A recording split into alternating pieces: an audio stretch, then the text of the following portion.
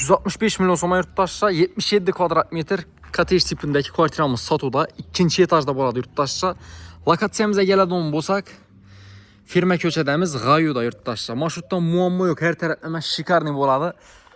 Gaz, su, svetdən muamma yok, mənimcəm yaşamaq zor. Plus 23 kvadrat metr özündə bir garajı var yurttaşça. Etibar etəmiz, köçələrimiz gen düşkən boladı. Marşrutam iş öylədən ötədir yurttaşça, iş köçədən. Uzaq əməz.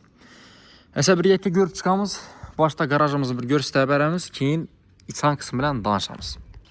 Yaxınlayına kotejin arkasında garajla caylaşqan boladı. Karanla işi garaj.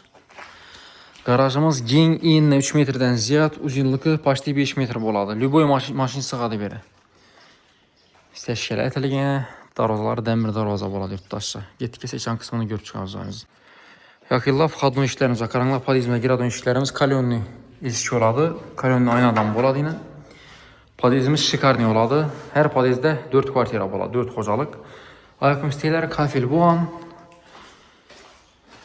Akuratlı azada yaşadılar yine. Tak. İs pis deməyəcək umma yok podizdə yurttaşça. Karanla ergenliklərimiz həm dəmir ergenek, həm yerimiz kafel bu an. 3 kvartira boladı yine. Bismillahirrahmanirrahim. Çayımız içən qismində danışıb çıxanız yurttaşça. Yəni girgəndən görüb durubsuzlar. Kətdə koridoru boladı. Prikoşkəmiz karadı cəb tərəfdəki şu. Uzunla düşən koridorumuz 10 tərəfdə yine kətdə zal caylaşqan. Balkonla ega boladı. Patologlarımız ötə dərəcədə bir kətdə oladı. Kondisionerimizin bayına qaladıb kondisionerimiz. Ayna işlərim aqua boladı. Aynaların teyində radiatorlarımız var. Aqua radiatorlar yurttaşça. Cayımız ən yeri üçün fondan çıxıb durdu. Akuratlı sistemdə.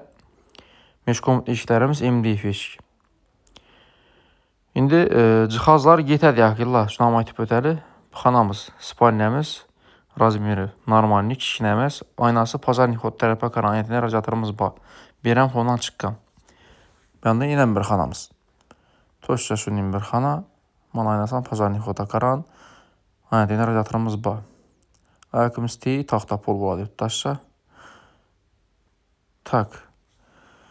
Yaşamağa zor yurttaşça. Əcayib. Havasam zor elə. Ben de kuxnyamız yine, kuxni mebellərimiz indi qalışır gərək. Mülkiyyəsinin numerini telefəsiyəzlə bədəfsil özü aytadı. Dokumentləri tax yurttaşça yine göstərəcəyiz mümkün. Nəsi, kadastr papkəsi aldı satı şərtlamasından görüb süpərəmiz az yine. O da xalasa bemal notariusda teşirtirib basazda boladı. Ben de sanucumuz, kurgu kafel, boyaqlarımız, telərəm, kafel unitazlarımız, rakonlarımız, boilerlərimiz, duvkondukasyonlar, stabilizatorlar şöyle caylaşqan boladı yakınlar. Şikarni места. Əzzət yaşıdon. Əsfəlt köşədən girib gərəslə. Tak, yurttaşça canımız gördüzlə. Baxasa yerə də olsaq 365 milyon mülkiyyəsi numeri kaldırdık. Sağ olun, baxın.